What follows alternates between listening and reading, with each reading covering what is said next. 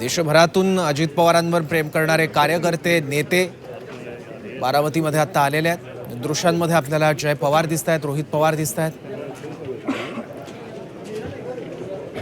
आलेला प्रत्येक जण रोहित पवारांचं, पार्थ पवारांचं सांत्वन करताना दिसतोय। जय पवार सुद्धा आहेत दृश्यांमध्ये।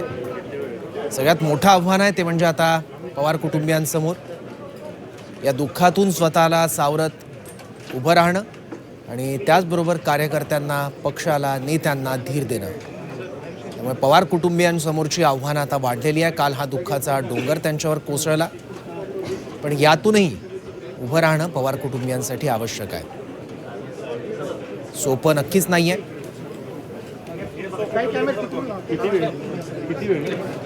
बुधवारी सकाळी बारामती इथे झालेल्या भीषण विमान अपघातानं संपूर्ण देशाला हादरवलंय।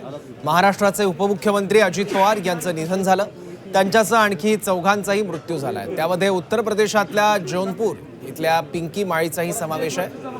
फ्लाइट अटेंडंट पिंकी माळी ही जौनपूरच्या केरकत तहसीलमधील भैसा गावची मूळ रहिवासी होती।